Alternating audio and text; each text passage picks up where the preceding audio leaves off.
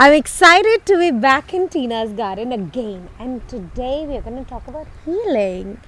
Welcome, Tina. How are you? What a nice topic. I'm healed.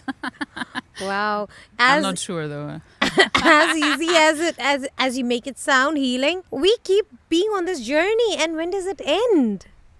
It never ends and it never begun. Wait, now I'm confused. So yeah, I know. I like to confuse people. It's my trait. So healing. What does healing actually mean? It comes from the Greek word helios, meaning being complete. So in that matter, all of you are completely healed. You are complete. There's nothing wrong with you. You have to stop asking yourself what's wrong with me and start asking what has happened in my system for me to experience this. It's very different. So in that sense, we are all healed. Nobody's missing anything, which is why I don't really like this notion. How much healing do I have to do? When am I stop healing? You are healed. The fact is, are you ready to see that? Are you ready to see that the way you are today is fantastic, is enough, and you are worthy exactly as you are? Are you But ready to see that? yeah, but then I do also see that there is some shadow self that I also need to work on. And this is a problem. We feel that our shadows, of course, we have shadows, which means parts of us that we have cut off because we believe they are not good to have. And we suppress them, we don't allow them their expression. And it's not good to have them. And that means I'm not whole. Why are you not whole? Because you're not allowing the shadow selves to be part of you, because they are part of you. And where did you learn that it's not good to be like that? Tell me that. So, am I just distracting myself by thinking that I might have a problem? Yeah. Oh, wow. Actually, I think life is not meant to you go through life and say, let me find the next problem. That's not the purpose of this at all. Constellation work is not there for that neither, nor is any other form of therapy. It is knowing that I have challenges, I want to work through them. I feel this emotion, I want to see how I can deal with it. But it's not to pretend that you're not whole and that you're not complete. You are. And if you want to dig deeper and see why certain things are happening in your life, let's do that. But don't have the illusion that you are not perfect exactly as you are.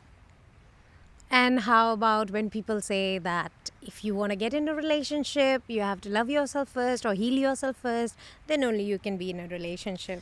Yeah, if that was true, then the whole world would be single, and it's not the case. So, no, you don't need to first be perfect, love yourself, know how to do that to find a partner. We often have beautiful things like trauma bonding, and now it gets really fun.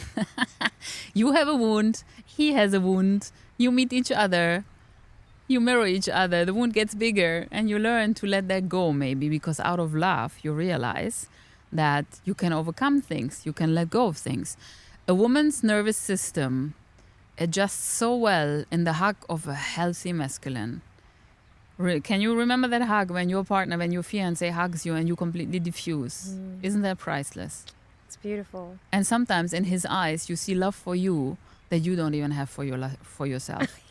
Yes, it's a reminder. Yeah. Yeah, so of course you don't need to love yourself completely, fully, all the parts, and nobody else can love you. That's not true. That's an illusion. So you can fall in love even if you have things about you that you don't love. Yes, my cat loves me very much. And I don't love that she's disappointing me right now by disrupting my podcast.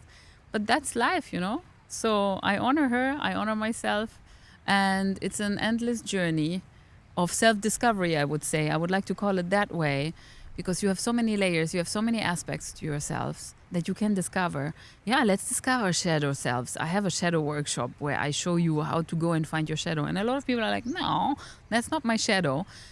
Whatever you will find in these shadow workshops or when you read a book about shadows is, you will think, no, that has nothing to do with me. It's because you have actually cut it off so well and hidden it so well in your psyche somewhere, in your unconscious somewhere, that you're not allowing it to be there. But if you were to allow yourself to be that, it will open up such an area of possibilities, such a huge potential for yourself that is unseen, that is unknown, and that is unpredictable. So I like to say, when you go into a relationship, often you learn how to love yourself because you see that how he looks at you. Often we women, we have so many issues with, oh no, this is not nice, that's not nice. And then you see the guy who thinks you are so beautiful. And you realize that actually I am. All these flaws are beautiful because they make me unique. They make me human. I am who I am because of this. So I would like you to understand that the body you have was gifted to you, let's say by God, and it's a dear friend that you have by your side, and you only have him or her for this lifetime, and it's a friend you are supposed to take care of. Now, when you have a friend who is a bit chubby or who is too skinny or who has pimples, do you love them less? Not at all. No. So why do we do that to our bodies? So often in the reflection of a partner, we see our own beauty and we are reminded and we heal. So no, we don't have to be healed. We don't need to know how to do everything to have a partner. Often we heal in the relationship. And especially as humans, we heal in the collective, which is why these group sessions that I do are so healing. We are tribal. We are used to be in connection. Only when we're traumatized, we isolate. So love is healing in any aspect. And the healing journey will forever continue as long as you believe you're not whole and complete. But then as women, we also do have a lot of resistance sometimes to completely be ourselves. Like in this world today, we have to be a woman who works, a woman who has to take care of the house, who has to take care of the children, needs to take care of her parents, their parents. I guess there's quite a lot of responsibilities, and a woman doesn't know where to draw her boundaries to completely be in her feminine, to enjoy even that intimate hug with her partner. Yeah, and I really believe that's a story you're telling yourself. So when are you ready to let that story die? Who decides what's your responsibility? Then you must be the ultimate victim. So the thing is, we are all not victims. Yes, we have pressure. We have things to do. We have kids, so we are a mother automatically. But who tells you that all of these other things are your responsibility? You can't just say no. So why is it so difficult for you to say no? This is maybe something to reflect on. Yeah. Sometimes when I want to do things, I ask myself this one question. What would a person do who loves herself? So if you think, okay, I have to run that errand, I have to go and do this, I have to get this done, and you feel how stressed you are, stop for a moment, ask yourself, what would a person do who loves herself? Is she going to go and do that? Or is she going to say, no, I'm not doing it anymore. I can't. I have my limits. This is my energy. I can't be overgiving, because if I overgive, my cup depletes and then nobody benefits and I get sick. So no, it's a powerful word. So when I say no, if I'm considered being a rude person or an annoying person who doesn't want to take care of their responsibility, how about those tags? So the biggest learning you can ever do on your healing journey, as you said, is to learn to not care what other people think. That's a hard one. Because if you live in the mind of somebody else, what might he or she think if I do this, then you are in a prison, my friend. So you have to start not caring what other people think.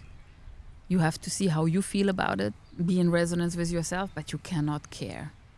This is a horrible life to live if you constantly wonder what others are thinking, because you can never know what they think. You can never know what another person has in their mind. And remember, everything is a projection. So other people think of you anyway what is in themselves. So it says more about themselves what they think of you than it says about you. So the biggest gift is to stop caring what people think about you. Then you are free to choose, and then you can say no with love. So I always tell people when they ask me something, I will always say, so it's not too harsh. And in NLP, neuro-linguistic programming, we learn that no should never be the first word, especially when you're like in a sales business, because it feels like a slap sometimes. So what we do is, unfortunately, no. And I say it with a smile. Or I tell my friends, I say this with a lot of love, no. Oh wow, that's good. So I say it with a lot of love. No, is that simple? No. And I don't even have to wow. justify myself. It's just a no. And if you are angry because of that, I honor that, but please go and see, why are you angry when somebody says no? Where in your childhood has something happened to you so that you feel wounded?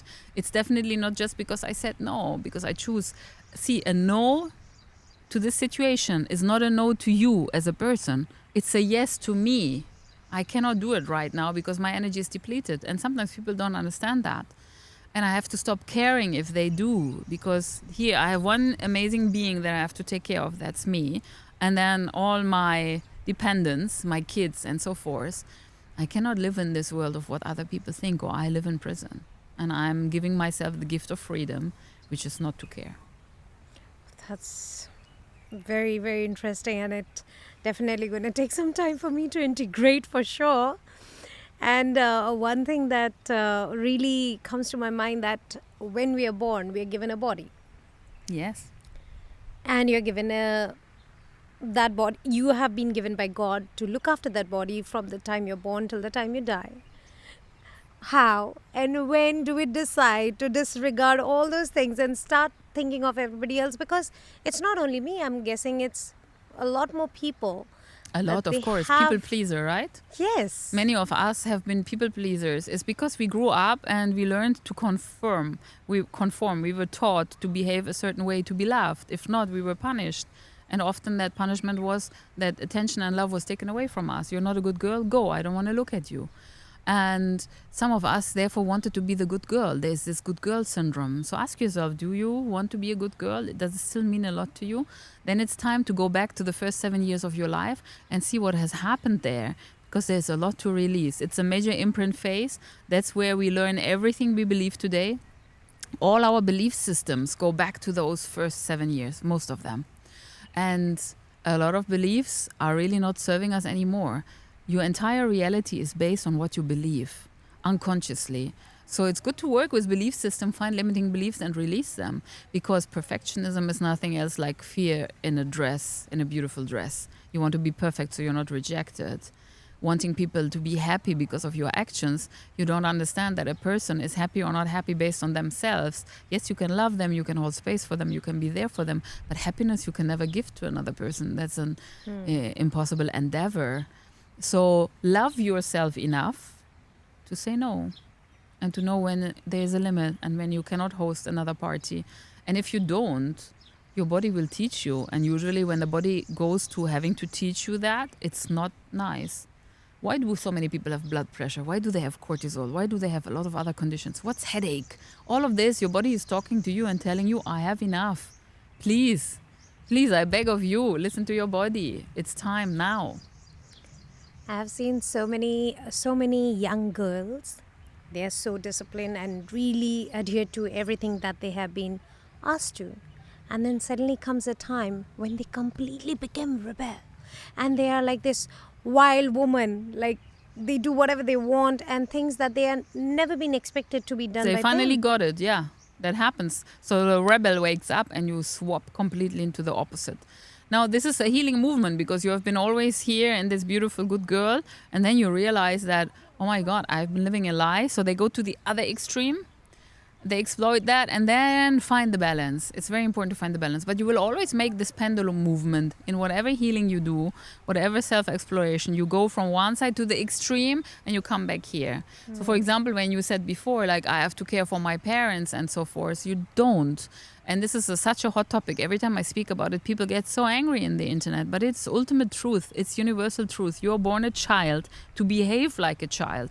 If you were meant to be somebody's parent, you would have been born their parent. You have to understand that. This is universal law. So, yes, you are a child, so you have responsibilities of what? Loving your parents, giving your parents a hard time, disobeying them, doing all these things that children do.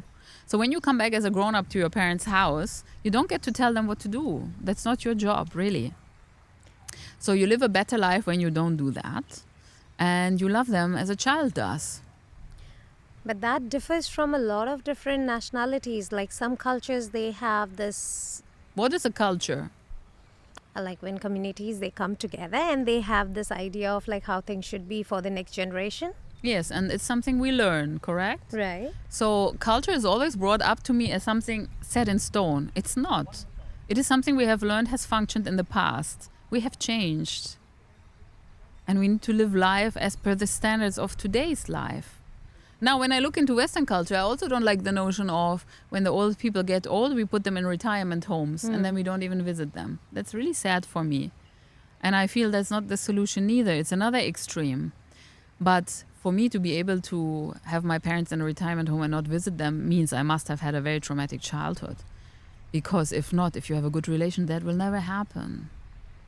So you will not like abandon them like that. And likewise here, I don't think that I want to live with my parents in the same house till I'm 50. even though it is culturally appropriate if I'm not married. For me, it's not. So I choose to change that. We can change as long as we change with love and respect. I always tell my parents, and in Constellation, this is a big healing line.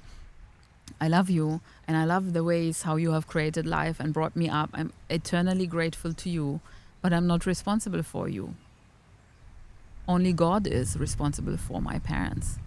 I love you, and I will always love you as a child, but I cannot be responsible for your happiness. So our job is to take our place in the system like a child. Yeah. The moment you do, life flows easier to you and to everybody around, and even it's easier for your parents because they are meant to be the bigger one. They are meant to take care of you and not vice So versa. we don't give back to our parents.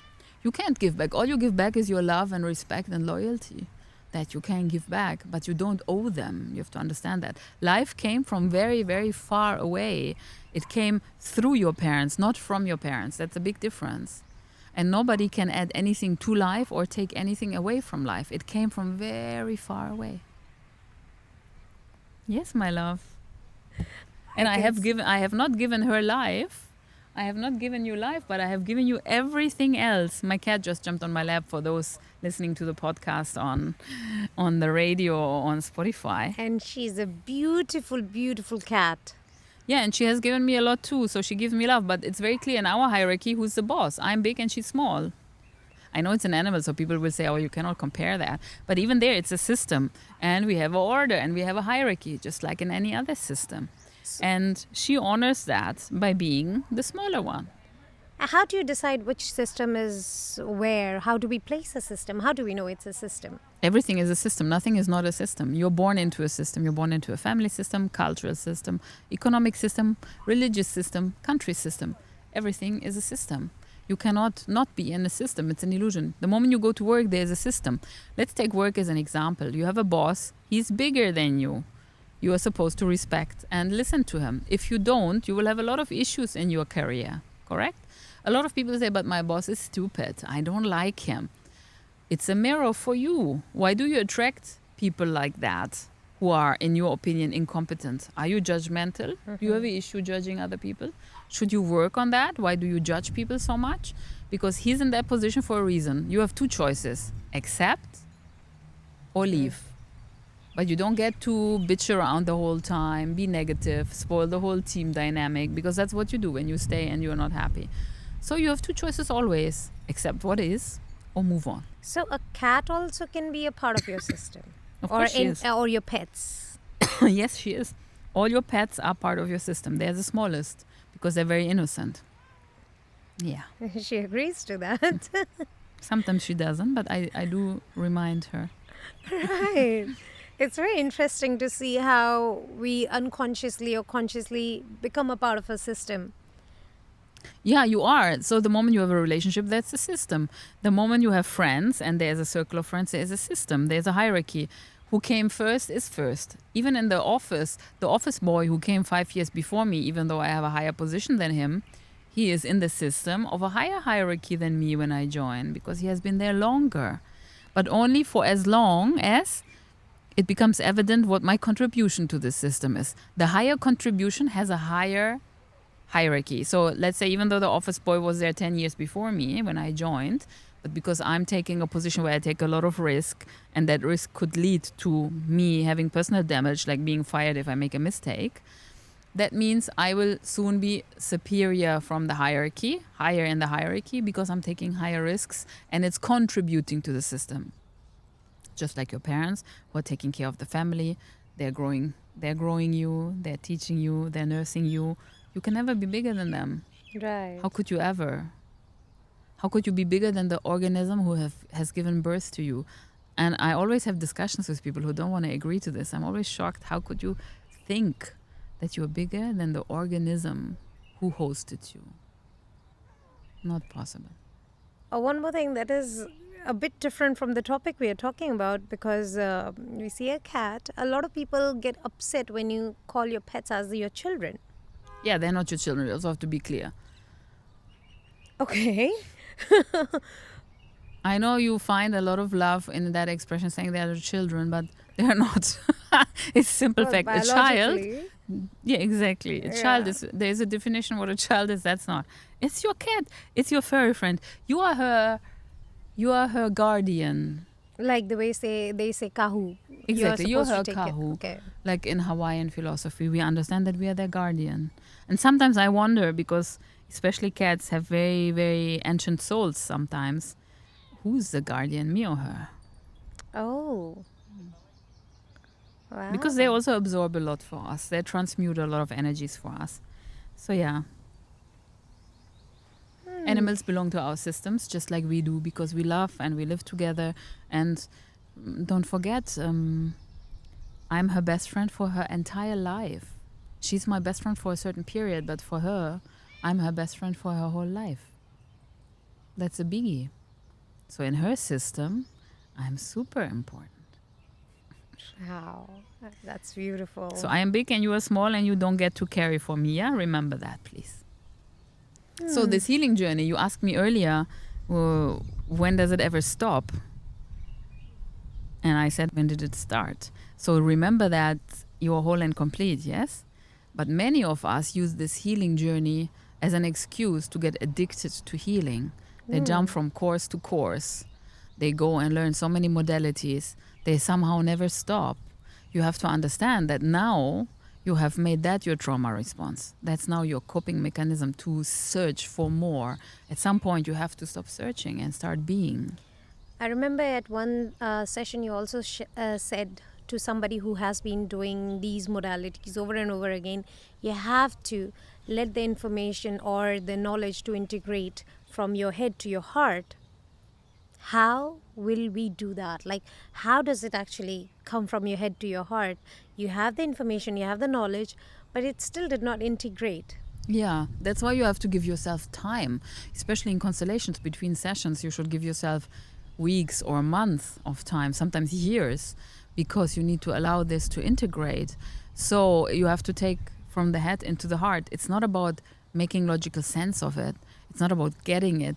It's about feeling it in your heart.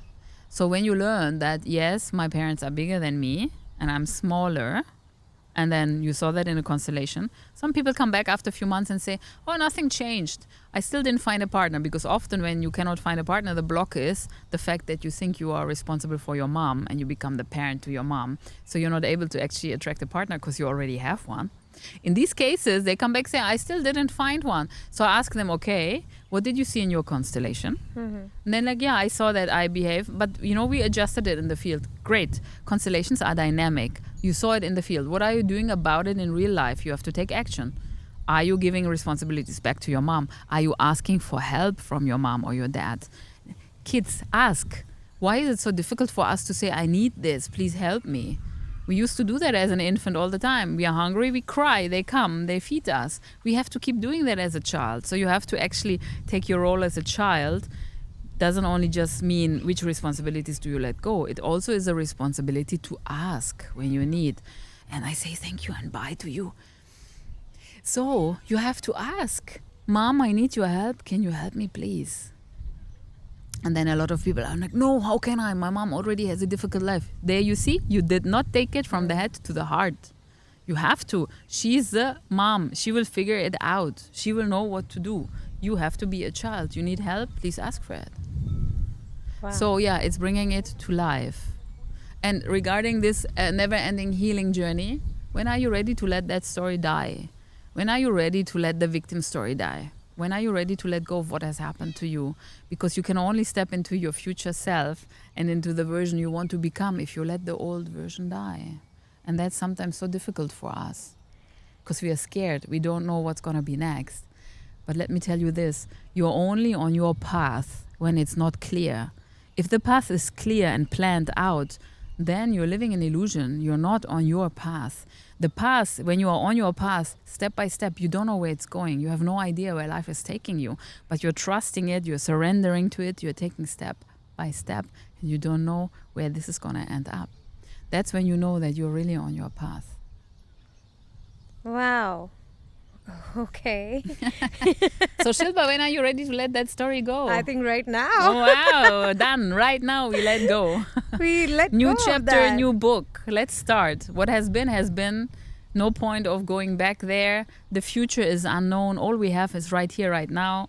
And right here and right now we're having an amazing time. We absolutely are. Let's remember that. It's a fantastic place, and we are very happy to have you here today. Thank you. And thank you for giving the space to us for this beautiful time in your energy, in your presence. And we definitely will be back soon. Thank you. Thank you to this beautiful garden, to all the trees and plants, mosquitoes. I'm always grateful to all the energies around. So thank you guys for listening. I'm sending you a lot of love and I'll see you soon.